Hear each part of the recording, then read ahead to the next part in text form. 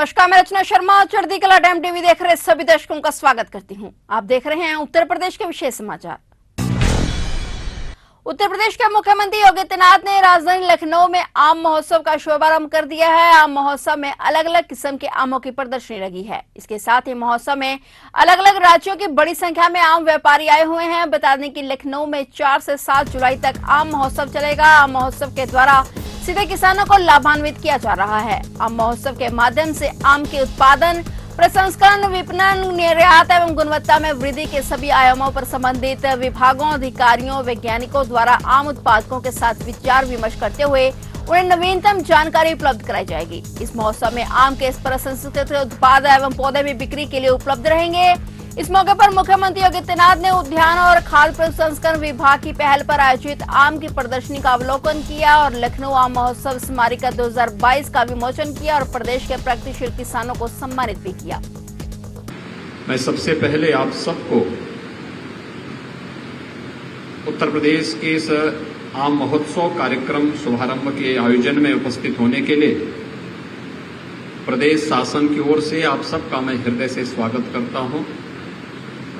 ये मेरे लिए अत्यंत महत्वपूर्ण क्षण है जब 2 वर्ष के पश्चात आम महोत्सव के कार्यक्रम को हम इस भव्यता के साथ आयोजित कर पा रहे हैं। हम सब जानते हैं कि विगत 2 वर्षों के दौरान पूरा देश और पूरी दुनिया इस सदी की सबसे बड़ी महामारी कोरोना का सामना कर रही थी और कोरोना महामारी ने जनजीवन दोनों को पूरी दुनिया के अंदर प्रभावित किया। लेकिन उसी में रास्ता निकालते हुए आदरणीय प्रधानमंत्री जी की प्रेरणा से हम सब ने जीवन भी बचाया और जीविका को भी बचाने के लिए बेहतर प्रयास किए। आज आम महोत्सव 2022 उसी श्रृंखला का एक हिस्सा है। मैं इसके लिए आयोजकों को हृदय से धन्यवाद देता हूं। भाइयों बहनों, आम की जब बात होती है तो मुझे लगता है कि हर भारतवासी, नहीं तो उत्तर प्रदेश के अंदर हर उत्तर प्रदेश का वासी आम के गुणों से भली भांति अवगत है। आम की बात होती है तो जब वो छोटा होता है उस समय से लेकर के चटनी से लेकर के अचार से लेकर के उसका मुरब्बा हो या फिर आम रस की बात हो या फिर पके हुए आम को खाने का अपना आनंद, अपने आप में हर व्यक्ति को एक पूर्ण आहार प्रदान करता है आम। अनेक प्रकार के विटामिन का यह स्रोत भी है। लेकिन मैं अभिनंदन करूंगा इस अवसर पर अपने किसानों का, जिन्होंने इस प्रमुख औद्यानिक फसल को देश के अंदर और दुनिया के अंदर प्रमुखता के साथ आगे बढ़ाने का काम किया। और जो एवरेज आया है प्रति हेक्टेयर देश के अंदर आम का उत्पादन जितना होता है, उत्तर प्रदेश के हमारे पुरुषार्थी किसानों ने इस उत्पादन को लगभग दुगना करने में सफलता प्राप्त की है। उत्तर प्रदेश के अंदर आम का उत्पादन प्रति हेक्टेयर यह देश की तुलना में लगभग दुगने के बराबर है।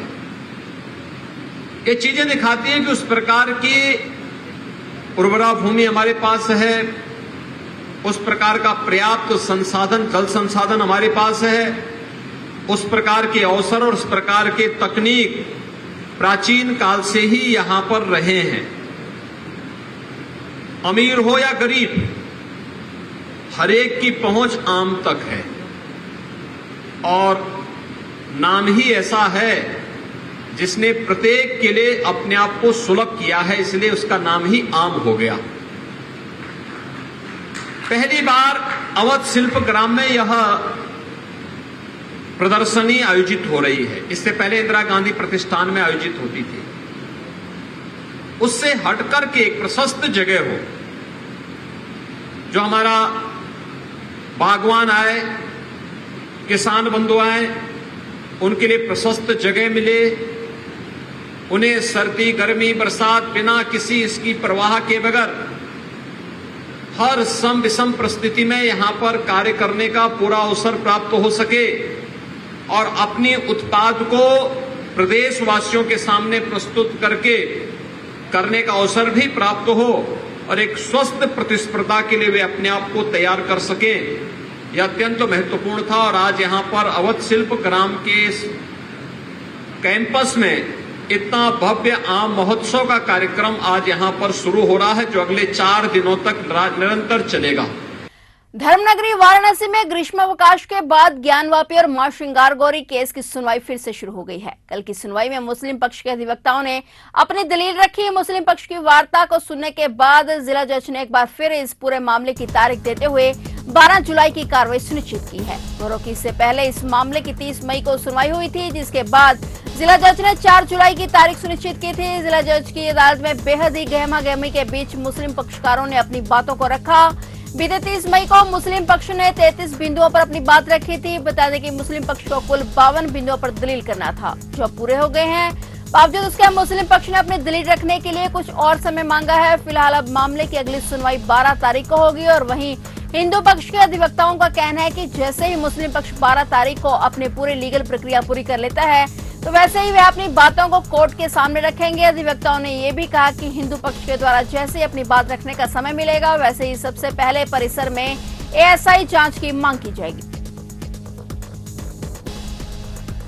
समाजवादी पार्टी के प्रमुख अखिलेश यादव ने आज राजधानी लखनऊ से पार्टी के सदस्यता अभियान का आगाज कर दिया है। इस दौरान अखिलेश यादव ने बताया कि यह सदस्यता अभियान जनपदों, मंडलों और तहसील स्तर पर चलेगा। इसके साथ ही उन्होंने कहा कि हम आने वाले दिनों में जानकारी देंगे कि कितने सदस्य बने हैं। सपा प्रमुख ने इस दौरान योगी सरकार के 100 दिन के रिपोर्ट कार्ड पर भी निशाना साधा। अखिलेश यादव ने कहा कि उन्हें 5 साल 100 दिन की उपलब्धि बतानी चाहिए। उन्होंने ये भी कहा कि यह सरकार आज भी समाजवादी पार्टी के कामों का फीता काट रही है। जो भी उद्घाटन हो रहा है वह भी आधा अधूरा ही हो रहा है। उन्होंने तंजिया लहजे में कहा कि सरकार के डिप्टी सीएम लखनऊ में है और यहां डॉक्टरों की ट्रांसफर हो गए हैं। उन्होंने आरोप लगाया कि इस सरकार को कोई पीछे से चला रहा है।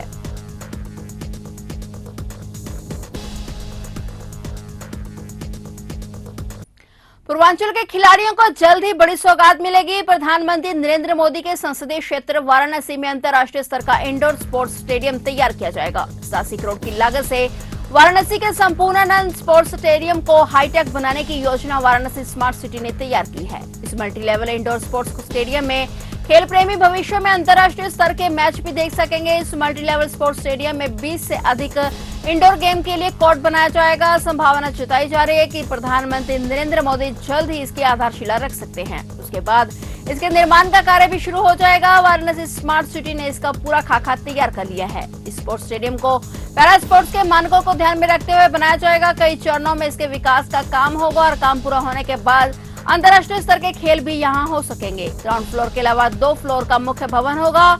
स्टेडियम के विकास के बाद यहाँ basketball, handball, table tennis, volleyball, badminton, weight lifting, compact sports के अलावा swimming pool, gym, spa, yoga centre जैसी सुविधाएं इस मल्टी लेवल स्पोर्ट्स स्टेडियम में खिलाड़ियों को मिलेंगी।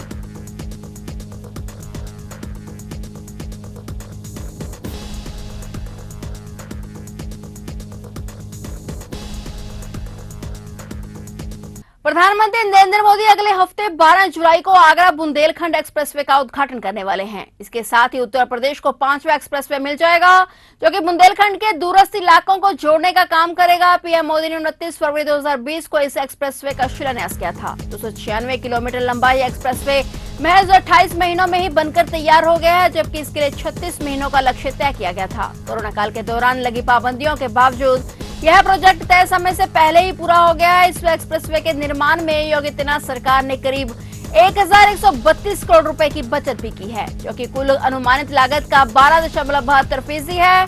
अभी 4 लेन में बने बुंदेलखंड एक्सप्रेसवे को आगे चलकर 6 लेन तक बढ़ाने की योजना है। यह एक्सप्रेसवे राज्य के 7 जिलों को जोड़ता है। इसमें 13 इंटरचेंज पॉइंट होंगे और इस नए एक्सप्रेसवे की और खासियत ये है कि यह आगरा लखनऊ एक्सप्रेसवे से इटावा के पास जुड़ेगा, जिससे दिल्ली एनसीआर के साथ लखनऊ वालों को भी बुंदेलखंड तक सीधा रूट मिल जाएगा। बुंदेलखंड एक्सप्रेसवे राज्य में बनने वाले डिफेंस कॉरिडोर की सफलता के लिए भी बेहद अहम है। बांदा और जालौन जिले में इंडस्ट्रियल कॉरिडोर के लिए काम भी शुरू हो चुका है। वहीं दूसरे चित्रकूट में यह एक्सप्रेस राष्ट्रीय राजमार्ग 35 पर खत्म हो रहा है, जो झांसी को प्रयागराज से जोड़ता है। यह नया एक्सप्रेसवे सामाजिक और आर्थिक विकास के अलावा कृषि, पर्यटन और उद्योग के क्षेत्र में आय बढ़ाने के साथ साथ बुंदेलखंड क्षेत्र के सर्वांगीण विकास में मदद करेगा।